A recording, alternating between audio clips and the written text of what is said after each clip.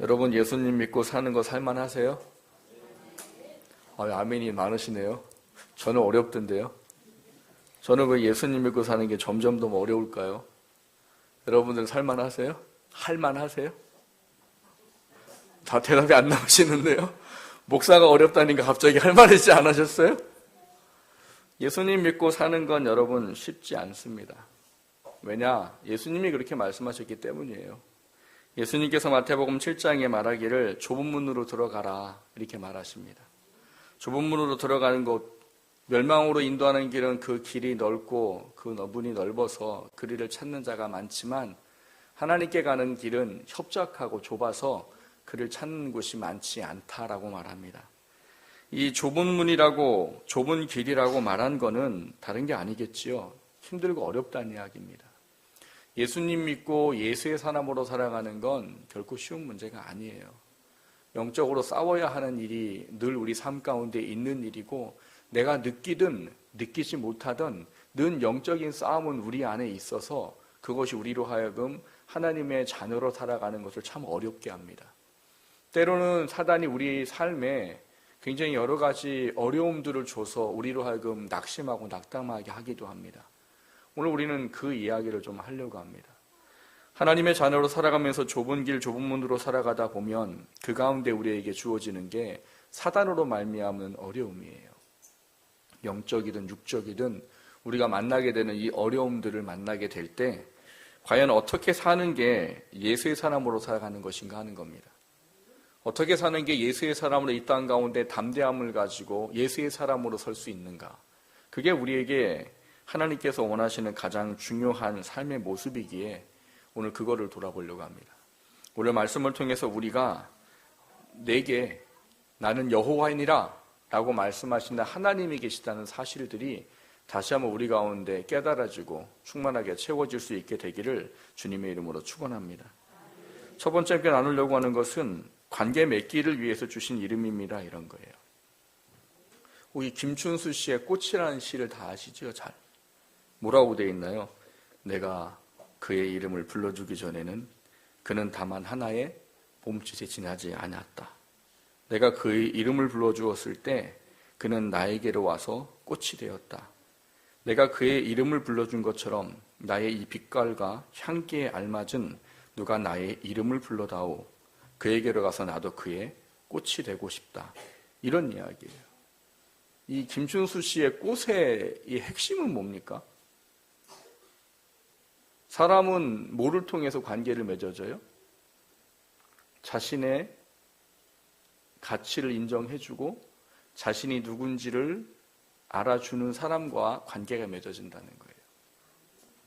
여러분 사업을 하든 직장에서 어떤 업무를 하든 사람을 만나게 되는 일이 있을 겁니다. 그러면 뭘 먼저 하시나요? 만나자마자 그냥 막 이거 어떻게 됐어요? 막 이러세요? 만나면 뭐 하세요? 힌트를 드렸잖아요. 뭐 하세요? 악수하세요? 악수하고선 일합시다 막 이래요? 통성명을 하시잖아요. 통성명을 왜 하나요? 여러분 통성명이 김춘수 씨의 꽃의 이야기입니다. 서로가 누구인 존재를 알게 되는 것에 대한 이야기예요. 근데 이런 경우는 없잖아요. 제가 이제 어디를 갔는데 길을 잘 모르겠어요. 그래서 길을 좀 지나가는 사람한테 물어보는데 지나가는 사람한테 안녕하세요. 저는 꿈이 가득한 게 김생환 목사라고 하는데요. 이 홍성 가는 길이 어딘가요? 이렇게 물어보나요? 그럼 그 대답하는 분이 그러세요. 저는 어디에 사는 누구입니다. 네, 이렇게 가시면 됩니다. 이러세요? 안 해요. 왜 그래요? 그건 관계가 아니거든요. 그냥 지나가다 만나는 사람들, 어떤 특별한 그냥 일 때문에 잠시 스쳐가는 사람에게는 관계라는 것이 필요가 없습니다. 그렇기 때문에 내가 어떤 존재인지 알릴 필요도 없고 그 사람이 어떤 존재인지 나한테 알릴 필요도 없어요. 그런데 어떤 일이 함께 해야 되고 어떤 중요한 일이 있을 때는 이 관계라는 것이 반드시 필요하다는 거예요. 관계. 이 관계를 하기 위해서는 뭐가 필요한가 하면 서로가 서로에 대한 존재를 인식하고 인정하는 게 필요한 거예요. 오늘 본문에는 하나님이 거짓말을 하나 해놓으셨습니다. 무슨 거짓말을 해놓으셨을까요? 오늘 본문에 보면 하나님이 뭐라고 말씀하시는가 하면 이런 말씀을 하세요. 본문에 보시면 이렇게 말씀하십니다. 8절에 보시면 내가 아브라함과 이삭과 야곱에게 주기로 맹세한 땅으로 너희를 인도하여 그 땅을 너희에게 주어 기업으로 삼게 하리라. 나는 여호와라 하셨다. 이렇게 말하셨어요. 그렇죠? 근데 그 앞에 보면은 무슨 얘기를 하냐면 내가 전에는 나를 여호와라고 알려준 적이 없다 이렇게 말씀을 하세요. 누구한테요? 조상한테. 아브라함과 이삭과 야곱에게 하나님이 나는 이전에는 전능의 하나님이로는 나를 알렸는데 나는 여호와라는 이름으로 그들에게 알리지 않으셨다라고 말씀하셨어요. 이게 진짜일까요? 진짜일까요? 제가 시작을 뭐라고 했나요? 하나님이 거짓말을 하셨다고 했어요. 하나님 거짓말 하시는 분이세요? 아니죠. 그럼 이 이야기는 뭐가 틀렸을까요? 창세기 15장과 창세기 28장에 가면 아브라함과 야곱을 만날 때 하나님이 분명히 이름을 가르쳐 주셨습니다. 아브라함에게 나는 여호와니라 라고 말하셨어요. 그리고 창세기 28장에는 야곱에게 나는 여호와니라고 분명히 말씀하셨어요. 근데 왜 여기서 하나님이 나는 아브라함과 이삭과 야곱에게는 여호와라는 이름을 준 적이 없고 전능한 자라는 것을 얘기한 적은 있어 라고 왜 모세에게 말씀을 하셨을까요? 여러분, 하나님을 우리가 흔히 표현할 때 거룩한 분이라고 말합니다. 거룩하다는 말은 뭐예요? 죄와 상관이 없다라는 이야기예요. 죄와 분리되어져 있다 이런 이야기예요. 이 거룩하다는 어원의 단어는 뭐냐면 자르다, 나누다, 분리하다 이런 뜻입니다. 그럼 그것으로 말미암은 뜻이 뭐냐 하면 죄로부터 분리되어져 있고 죄로부터 나눠지는 그 개념의 의미가 거룩하다는 이야기예요. 그래서 하나님이 내가 거룩하니 너희도 거룩해라라고 말하는 이야기가 뭐냐 하면 이 거룩함이라는 자체가 죄로부터 분리되어져 하나님이라는 분을 온전히 믿고 알게 되는 그 과정의 중요성에 대한 의미를 이야기하는 거예요. 그럼 하나님은 거룩하신 분이십니다. 그러면 그 하나님이 오늘 본문에서 말한 건 거짓말일까요? 하나님은 거짓말을 못하세요. 왜? 거짓은 뭡니까? 하나님이 죄라고 규정하신 거예요. 하나님은 거짓말하지 말라고 그랬어요. 거짓은 죄예요. 근데 그 거룩하신 분이 죄를 말할 수는 없겠지요. 그럼 여기 말한 이 말은 뭐냐는 거예요. 그전에는 내가 아브라함과 이삭과 야곱에게는 여호와라고 알려주지 않았어 라는 이 이야기는 우리는 그럼 어떻게 해석해야 되냐는 거지요. 그것은 다른 게 아니라 아까 말씀드렸던 김춘수 씨의 꽃과 같은 이야기인 겁니다. 누가 내게 찾아와서 내게 맞는 향기와 내게 맞는 이 색과 내가 맞는 이 꽃에 대해서 이름을 좀 불러다오 이런 이야기예요. 이름을 나누어야 관계가 이루어지는 것입니다. 그러니까 오늘 여기는 무슨 얘기인가 하면 그 전에 하나님이 아브라함에게 야곱에게 나는 여호와니라고 말하는 것은 그냥 여호와라는 것에 대한 그 명칭에 대한 것을 말했을 뿐이고 오늘 여기 나온 본문에 뭐냐 하면 하나님이 이스라엘이라는 민족, 그 민족의 모든 사람들과 이제 하나님과 이스라엘 백성과의 관계를 맺겠다라는 의미를 이야기하는 겁니다. 거짓을 말하는 게 아니라 이제 나는 너희들과 이 온 이스라엘 민족과 관계를 맺을 것이야. 그래서 너희들이 이 과정을 통해 뭘 하는 줄 아느니 내가 여호와 하나님이라는 걸 알게 될 거고 나는 너희에게 그런 하나님이 될 것이야 라고 이야기를 하고 계신 거예요. 오늘 이 이야기를 하는 가장 중요한 핵심은 뭐냐 하면 모세 때문입니다. 우리가 지난주에 모세를 살펴봤었습니다. 모세는 40년이라는 왕자 생활을 하다가 40년이라는 양치기 노릇을 했어요. 그것은 뭐라고 그랬어요? 제일 위에서 제일 아래로 떨어지는 것과 똑같다고 얘기했습니다. 애굽 사람들은 목축업을 하는 사람을 비천한 자로 여겼단 말이에요. 그러니까는 40년 동안 왕자를 살아온 모세가 40년 동안을 목축업을 했다? 이건 스스로가 뭘 느끼는 거예요? 내가 인생 막장에 와 있다는 걸 느끼는 거예요. 그래서 모세는 왕자로 살 때 그 뛰어난 모든 것들이 다 없어져 버렸습니다.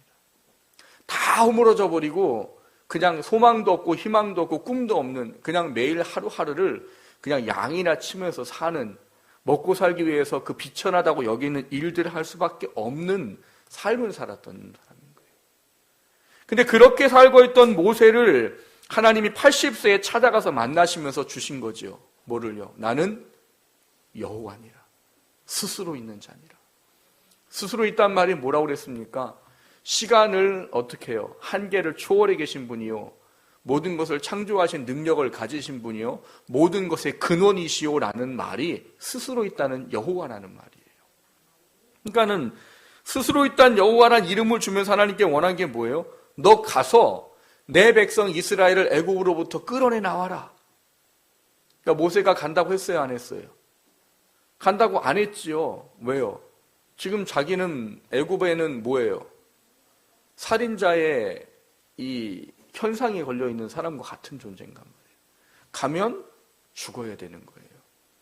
그리고 이미 40년 동안 모세는 자존감이라는 건 아주 하나도 없이 바닥에 다 떨어져 버렸어요. 그렇기 때문에 하나님이 가라?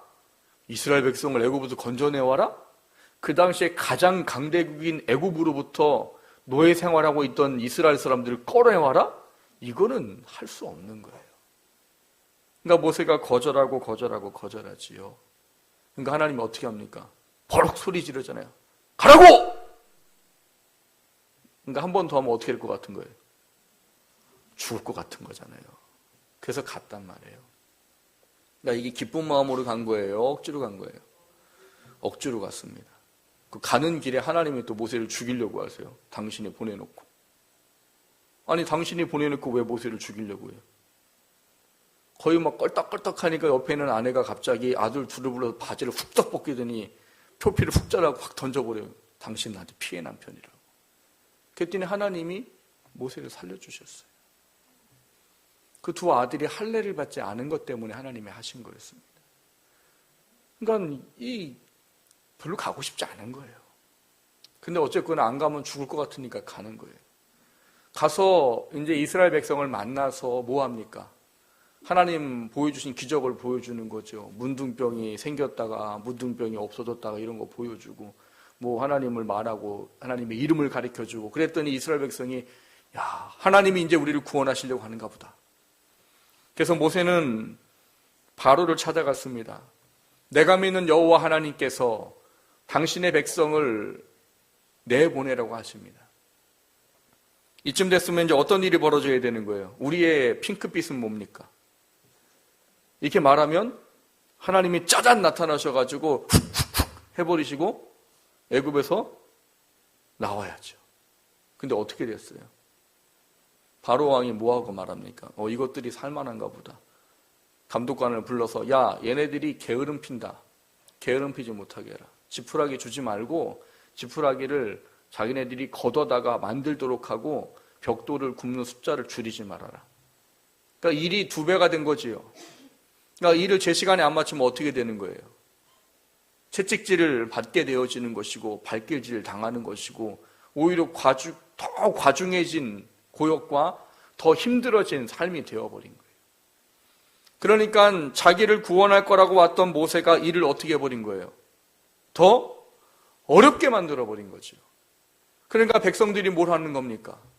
모세를 원망하는 거죠. 왜 쓸데없는 이야기 해가지고 우리는 뭐 구원한다고 와놓고서는 왜 이렇게 어렵게 만들고 도대체 뭐 하는 짓이냐고. 그러니까 모세의 마음은 어떻게 됐겠습니까? 가뜩이나 여기 올 때 자원하고 기쁨으로 오지 않았어요. 억지로 왔어요. 억지로 왔는데 하나님이 시키는 대로 했더니 될 줄 알았더니 안 됐어요. 그러니까 모세는 마음이 어떻게 된 겁니까? 땅바닥에 완전히 떨어져 버린 거죠. 그런 모세에게 오늘 하신 말씀이 모세야 똑바로 좀 알아라 라고 말하는 거예요. 뭘 똑바로 하라고 말하는 걸까요? 오늘 본문에는요, 나는, 내가 이런 말이 8번 기록되어져 있습니다. 나는, 내가, 이거를 우리가 히브리어에서 뭐라고 말하냐면 장엄복수라고 말합니다. 장엄복수. 장엄복수는 뭐냐면 1인칭이에요. 나는 내가잖아요. 근데 이게 복수로 돼 있단 말이에요. 복수는 다스른 걸 얘기하는 거잖아요. 이거를 어떤 때만 쓰냐면 신한테만 부여하는 명칭입니다. 그래서 신이라는 존재는 그 놀라운 능력을 가진 존재라의 개념의 의미 때문에 장엄복수라는 것을 써요. 여기 말하고 있는 나는, 내가, 이 이야기가 뭐냐 하면 장엄복수예요. 하나님이 모세한테 하나님 난 할 수 없어요 라고 완전히 까부러져 있는 모세한테 뭘 말했느냐? 네가 하는 게 아니야. 내가 하는 거야. 내가 너한테 끌어오라고 말은 했지만 네 힘으로 하는 게 아니라 내 힘으로 하는 거야. 너를 보고 왜 지금 낙심하고 환경과 상황을 보고 왜 낭망하니?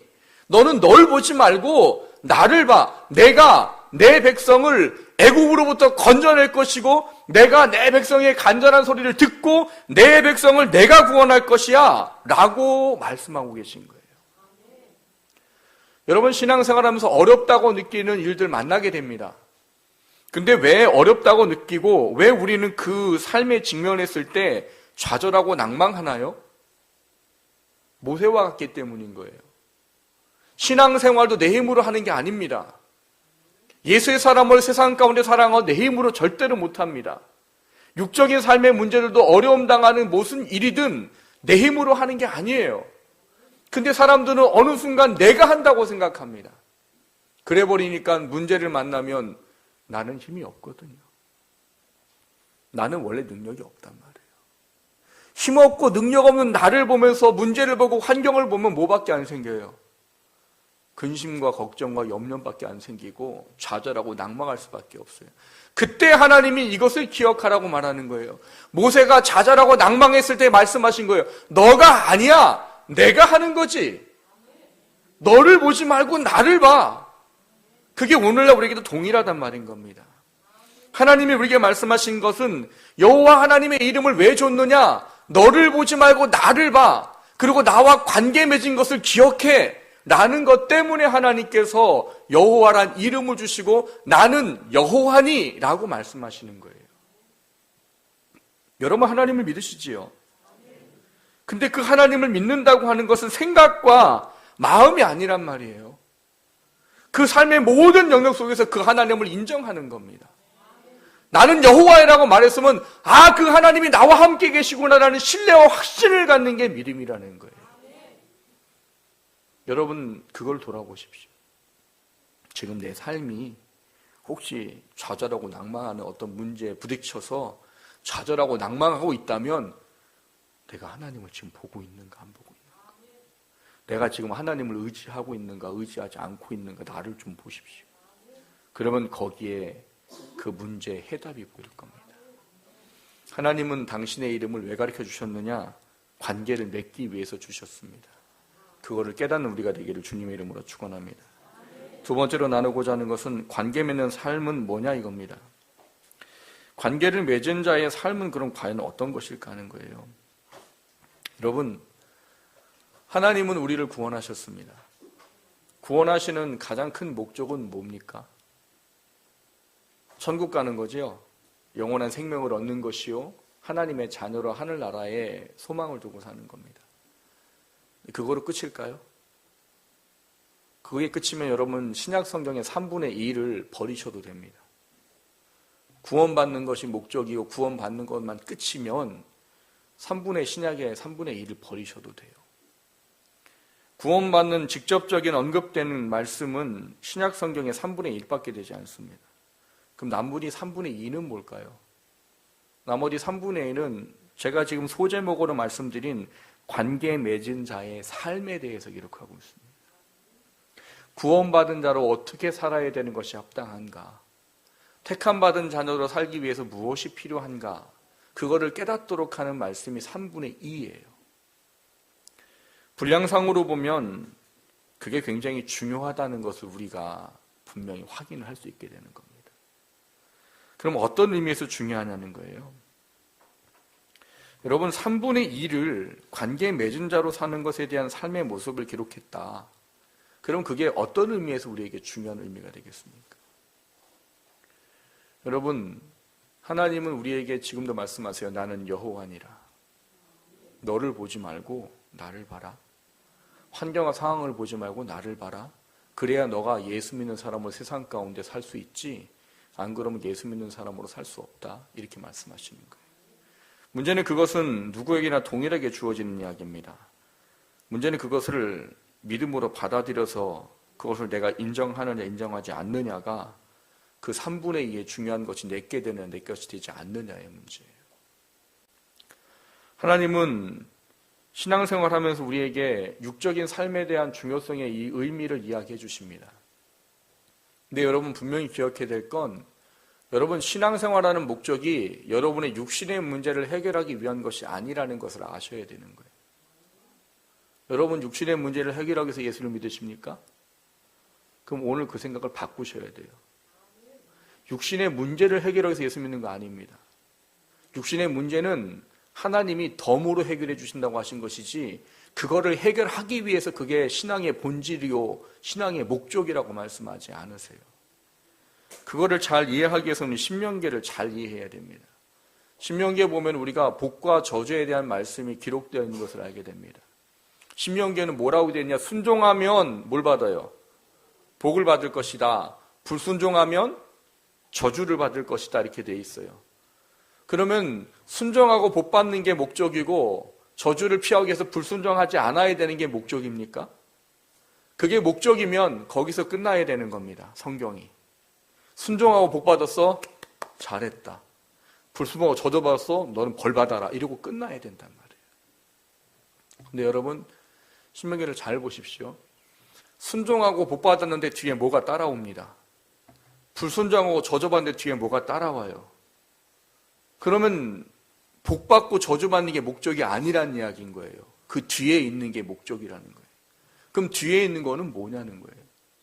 순종하고 복 받은 자녀에게 하나님 뭐라고 말하느냐? 너 그거 잊어먹지 말아라. 그걸 해준 분 여호와 하나님을 잊지 말아라. 그 하나님을 잃어버리면 큰일 난다. 라는 말을 주셨어요. 불순종하고 저주받으면 그게 대가라면 그거에 끝나야 되는데 끝나지 않아요. 뭐라고 그래요? 회개하라, 회복하라, 돌이켜라. 그럼 하나님 너의 삶을 다시 은혜의 삶으로 인도할 것이다 라는 게 달려 있어요. 목적은 복받고 저주받는 게 아니에요. 그걸 통해서 하나님을 믿고 하나님을 아는 게 목적이에요. 근데 이거를 잘 이해를 안 하고 우리가 구약에 나와 있는 순종하면 복받고 불순종하면 저주받는 거에 우리의 인생에 초점을 맞춰버리니까 신앙이 성장하지 않습니다. 마치 예수님을 믿는 게 내 육신의 문제를 해결하기 위한 도깨비 방망 그 이상도 그 이하도 아닌 게 돼버리는 거예요. 여러분 하나님을 왜 믿으세요? 여러분 신약의 3분의 2에 기록된 하나님의 관계 맺은 자의 삶을 이야기하면서 가장 말하는 게 뭐냐? 더 이상 너희가 육신을 위해 살지 아니하고 영을 위해 사는 자가 되라고 말합니다. 예수님이 십자가에 죽으신 것은 너희가 육신의 삶을 살지 아니하고 하나님을 아는 믿음 안에 살도록 하기 위함이라고 말합니다. 우리가 구원받은 신앙의 본질은 하나님의 자녀로 이 땅 가운데 영의 사람으로 살다가 하나님의 기쁨으로 하나님의 나라에 가는 거예요. 다시 육신의 문제를 해결받는 것이 목적이 아니에요. 근데 그럼에도 불구하고 하나님이 순종과 불순종을 통해서 복과 저주를 말하는 건 그걸 통해서 하나님을 알라는 거예요. 순종하고 복 주면 그거 가지고 세상으로 나가라는 얘기가 아니라 그걸 주신 하나님을 인정하고 그 하나님 앞에 더 견고히 서라는 거예요.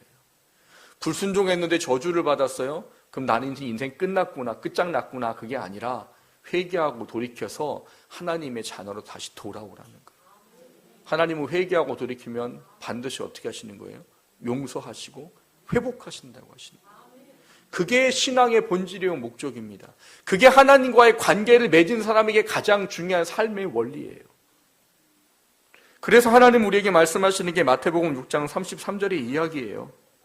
마태복음 6장 33절에 뭐라고 되어 있습니까? 너희는 먼저 그의 나라와 그의 의를 구하라. 그리하면 이 모든 것을 너희에게 더하시리라 해요. 더하시리라. 그 마태복음 6장의 앞에 보면 뭐라고 되어 있습니까? 이방 사람들은 무엇을 먹을까, 무엇을 마실까, 무엇을 입을까를 염려하고 근심하고 걱정한대요. 근데 우리 보고 그렇게 하지 말라 합니다. 공중나는 새를 보아라, 들에 피는 백합화를 보아라, 일하지 아니하고 길쌈 수고하지 않아도 하나님이 그것을 먹이고 입히시지 아니하시느냐? 하물며 그보다 더 존귀한 존재인 너희들을 왜 먹이고 입히시지 않겠느냐? 그러니까 너희들은 먼저 그의 나라와 그의 의를 구해라. 그리하면 나머지는 하나님이 더해 주시리라. 그게 신앙의 삶의 원리예요. 근데 우리는 이 원리를 깨고 있는 거지. 내 일이니까 내가 해야 된다고. 그러다 보니까 내가 할 수 없으면 뭐 하는 거예요? 좌절하고 낭망하고 낙심하는 거지. 사람들은 이 부분을 참 어려워합니다. 먼저 그의 나라와 그의 의를 구하면 나는 좀 힘들지 않을까? 예수 믿는 사람으로 이 세상 가서 예수 믿는 사람으로 살면 진급도 느려지고 죽어지는 것도 덜 될 것 같고, 그게 사단이 우리를 유혹하는 하나의 방법이에요. 근데 하나님 명확히 말씀하시는 거죠. 너가 할 건 나와 관계 맺은 자의 삶을 살아. 그러면 나머지는 내가 하는 거야. 오늘 모세에게 그 말씀을 하신 겁니다. 오늘 본문을 보면 참 희한한 걸 발견하게 됩니다. 오늘 본문의 12절을 보시면 모세가 이렇게 말하는데 하나님께 뭐라고 말하느냐? 모세가 여호와 앞에 아뢰되 이르되 이스라엘 자손도 내 말을 듣지 아니하였거든 바로가 어찌 들으리일까? 나는 입이 둔한 자입니다. 실컷 뭐라고 말씀하셨어요? 나는 내가 할 거야. 네가 하는 게 아니라고. 너가 하는 게 아니기 때문에 좌절할 필요도 없어. 낭망할 필요도 없어. 내가 할 거야. 난 약속을 기억했고 언약을 이룰 것이야. 근데 그렇게 말함에도 불구하고 모세는 회복이 안 되는 거예요. 근데 신기한 건 13절입니다. 13절에 뭐라고 되어 있습니까? 여호와께서 모세와 아론에게 말씀하사 그들로 이스라엘 자손 애굽 왕 바로에게 명령을 전하고 이스라엘 자손을 애굽 땅에서 인도하여 내게 하시니라 라고 말해요. 하나님이 하셨다는 거예요, 안 하셨다는 거예요? 하셨다는 거예요. 낭망에 있는 모세에게 다시금 하나님이 회복하게 하신 은혜를 주시고 다시 힘들고 어렵지만 가라고 하는 말에 순종했을 때 하나님이 그 놀라운 할 수 없다고 말했던 일을 하게 하셨다라고 말하고 있는 거예요. 여러분, 나 자신을 보면 할 만한 게 얼마나 많아요? 많지 않아요. 여러분 자신을 보지 마십시오. 하나님은 여러분에게 여호와라는 이름을 주셨어요.